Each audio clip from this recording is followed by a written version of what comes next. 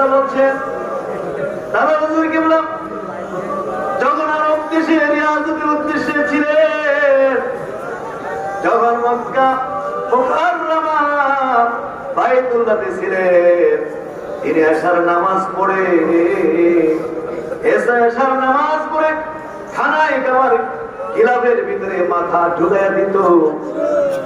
সারাটা রাত দাঁড়ায়া দাঁড়ায় কাঁদছে ফজর পর্যন্ত। এইভাবে দাঁড়ায়া দাঁড়ায়া সারা রাত কাঁদছে আর কইছে, তুমি আমার শোনা কান্না দরবার শরীফে কবুল করো। গিলাফের ভিতরে সারা রাত্র মাথা ঢুকাইয়া কাঁদছে আর কইছে, চোর বুঝি না, ডাকাত বুঝি না, সন্ত্রাসী বুঝি না, গুন্ডা পান্ডা বুঝি না, আমার সোনাকান্তা দরবারের বাউন্ডারিতে আইসা যদি কেউ পাড়া দেয়, সঙ্গে সঙ্গে যেন তার নামটা অলির খাতায় উঠিয়া যায়।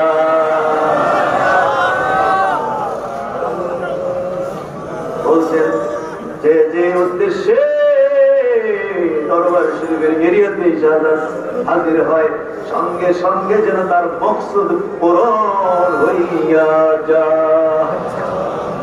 আল্লাহ তাদের চোখের পানির খাতিরে আমাদেরকে ওলিউল্লাহ বানায়।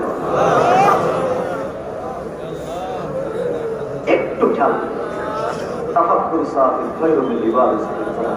আল্লাহ তাকে ধ্যানে খেয়ালে ফিকির করা 60 বছর নফল বন্দেগীর চেয়ে উত্তম দেখি আমলনামার মধ্যে লিখে দেওয়া হলো। আল্লাহ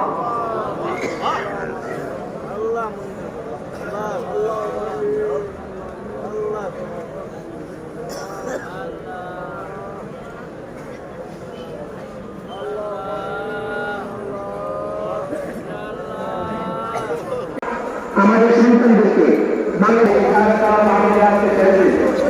আপনারা গুজরাট থেকে যারা আসছেন, রাস্তা থেকে টাকা হচ্ছে না, পিছনে যারা পিছনে গাড়িতে পিছনে আমরা ঢুকে গেলেন, আমার সবার সামনে থেকে এসে ঘোরা শুরু করবেন। লক্ষ লক্ষ যন্ত্রণা, লক্ষ লক্ষ বলতে হয়। আমাদের জানেন, আপনারা আমরা তো দেখেছেন।